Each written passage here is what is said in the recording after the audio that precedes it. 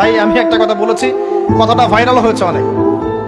মানুষ মানুষের অবস্থানকেই ভালোবাসে, মানুষ কখনোই মানুষের অন্তঃসত্ত্বাকে ভালোবাসে না।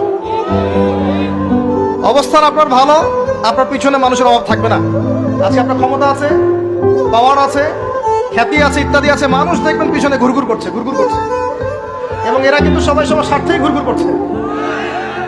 এর বাইরে আল্লাহ পাক কিছু মানুষের মনে আল্লাহর পক্ষ থেকে মহব্বত দেন, এটা আলাদা বিষয়।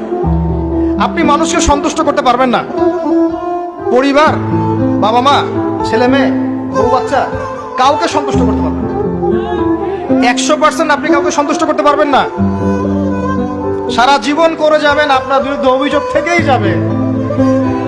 শুধু আল্লাহ রাব্বুল আলামিন অপেক্ষা করে বসে আছেন, আপনি কখন তওবা করে তার দিকে ফিরে আসবেন। দিন আল্লাহ পাক আপনাকে মাফ করে দিবেন ইনশাআল্লাহ।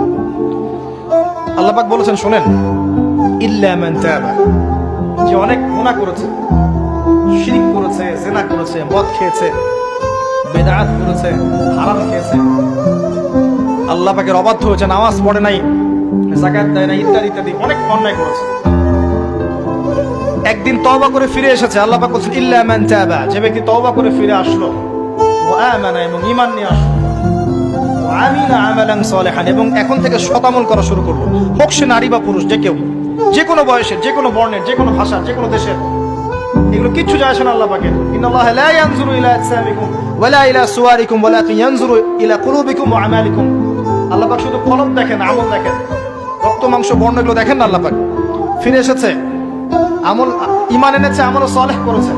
আল্লাহ পাক বলছে, উলাইকা, এরাই তারা, ইউবাদদিলুল্লাহু সাইয়্যাতিহিম হাসানাত, এরাই সেই ব্যক্তি যাদের সমস্ত গুনাহকে আমি আল্লাহ নেকি দিয়ে পরিবর্তন করে দেব। আল্লাহ অপেক্ষা করছেন আপনার জন্য।